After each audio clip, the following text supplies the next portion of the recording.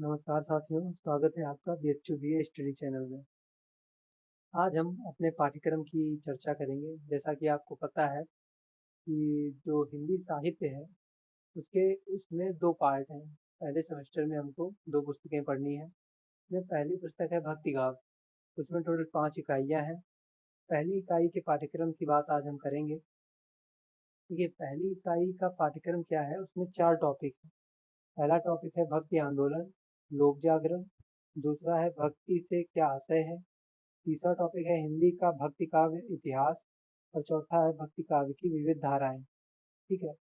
इन सबको जानने से पहले हम हिंदी साहित्य के कालक्रम को जान लेते हैं। ठीक है, कि उसका काल विभाजन क्या है। तो हिंदी साहित्य के काल विभाजन को ऐसे देखा जाए तो तीन भागों में बांटा गया है। पहला आदिकाल, दूसरा मध्यकाल और तीसरा आधुनिक काल। अब जो मध्यकाल है उसको 2 भागों में बांटा गया है। एक भक्तिकाल और रीतिकाल उसका दूसरा नाम है। उसको कहते हैं पूर्व मध्यकाल और उत्तर मध्यकाल। जैसे कि आप देख सकते हैं, आदिकाल को वीर गाथा काल भी कहा जाता है। इसका जो समय है वो है संवत 1050 से संवत 1375 तक। पूर्व मध्यकाल अर्थात भक्ति काल का समय है 1375 से संवत 1700 तक। इसी प्रकार रीतिकाल का 1700 से संवत 1900 तक। और आधुनिक काल, जिसे गद्य काल भी कहा जाता है, उसका समय संवत 1900 से आज तक है। ठीक, तो हमें इस सेमेस्टर में भक्ति काल पढ़ना है।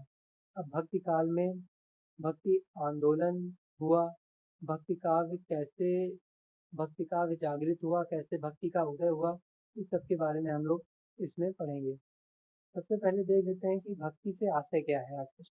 भक्ति क्या चीज है, इस भक्ति शब्द से क्या तात्पर्य है। भक्ति शब्द की उत्पत्ति हरि धातु से हुई है, जिसका अर्थ होता है सेवा करना या भजन, अर्थात श्रद्धा और प्रेम पूर्वक इष्ट देवता की आराधना। भक्ति का मूल पक्ष होता है भाव पक्ष की प्रधानता। देखिए, भक्ति में जो प्रमुख तत्व है वो है भाव।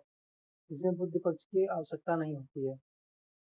कि इसकी परिभाषा की यदि बात की जाए तो इष्ट या आराध्य के प्रति परम समर्पण का भाव ही भक्ति है।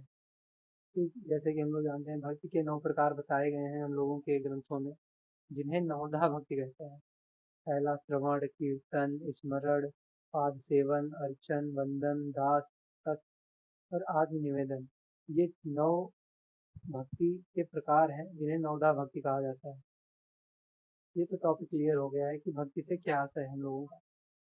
अब दूसरा टॉपिक है कि हिंदी का भक्ति काव्य, कि हिंदी में भक्ति का उदय कैसे हुआ। भक्ति के प्रति कौन कौन से काव्य लिखे गए, इनका इतिहास हम जानेंगे। भक्ति काव्य हिंदी साहित्य का एक स्वर्ण युग कहा जाता है। इस युग में भक्ति आंदोलन से प्रभावित काव्य रचनाएं हुई। भक्ति काव्य के उदय में राजनीतिक परिस्थितियों का बहुत कुछ योग रहा, परंतु इस कथन में आंशिक ही सत्यता है कि मुसलमानों से पराजित होकर हिंदू समाज भक्ति की ओर उन्मुख हुआ। दक्षिण के शांत वातावरण में, जहाँ मुसलमानों का प्रभाव तक नहीं था, भक्ति का प्रचार हो रहा था। दक्षिण में अलवार संत वो होते हैं जो विष्णु और उनके अवतारों के भक्त होते हैं। मतलब विष्णु विष्णु जी और उनके जो अवतार हुए हैं उनकी भक्ति करते हैं, वो अलवार संत होते हैं। ठीक, तो दक्षिण में, जो दक्षिण भारत है उसमें अलवार संतों ने भक्ति का सूत्रपात किया। मतलब वहाँ भक्ति का उदय दक्षिण से प्रारंभ हुआ। एक रामानुजाचार्य और विष्णु स्वामी ने विष्णु के साकार रूप की प्रतिस्थापना की। रामानुजाचार्य ने दक्षिण से अपनी भक्ति धारा को उत्तर में फैलाया। रामानंद जी के गुरु का नाम राघवानंद था। राघवानंद रामानुजाचार्य की भक्ति परंपरा में चौथे स्थान पर थे। ये पूरी भक्ति की परंपरा होती है इसमें। जैसे रामानंद जी थे, उनके गुरु राघवानंद जी थे। राघवानंद जी रामानुजाचार्य की भक्ति परंपरा परंपरा में चौथे स्थान पर थे। क्योंकि एक क्रम चलता रहता है। रामानंद के विचारों पर राघवानंद के विशिष्टाद्वैत मत इसके बारे में बता देते हैं कुछ। क्योंकि इसका प्रतिपादन रामानुज ने किया था। ये एक प्रकार का दर्शन है। ठीक है, तो इस दर्शन में क्या है कि ब्रह्म को सगुण माना गया है। जगत और जीवात्मा को ब्रह्म से अलग मानते हुए उनसे उत्पन्न माना गया है। ये सब विशिष्टाद्वैत मत है। ठीक है।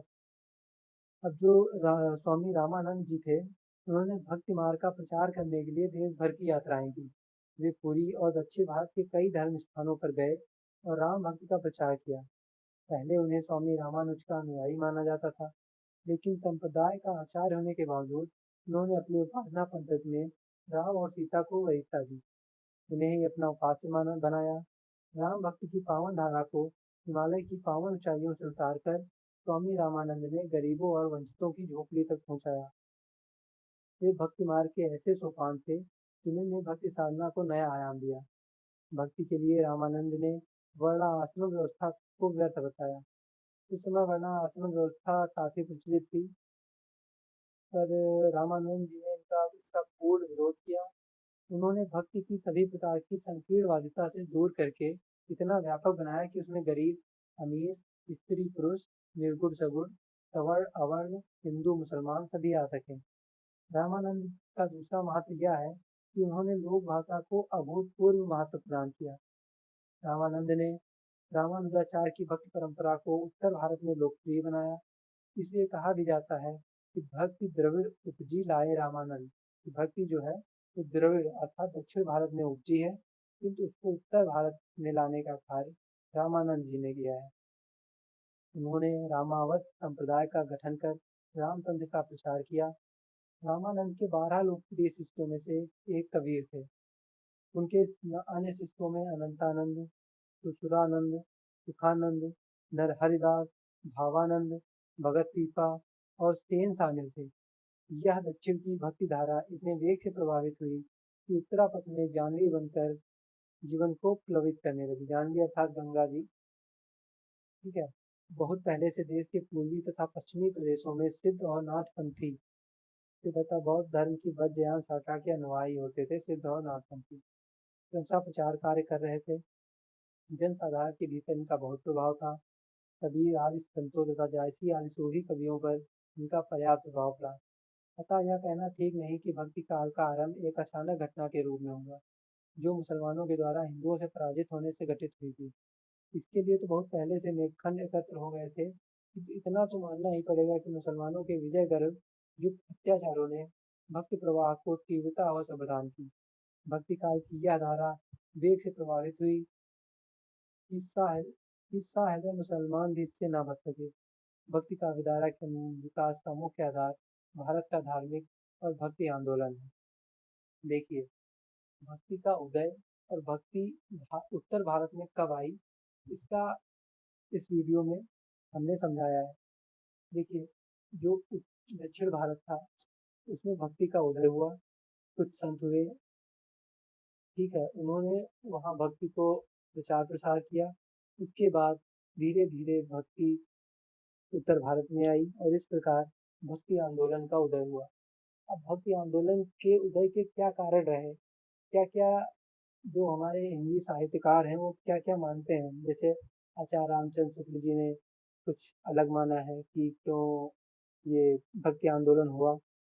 इस सब की चर्चा अगले वीडियो में करेंगे। धन्यवाद।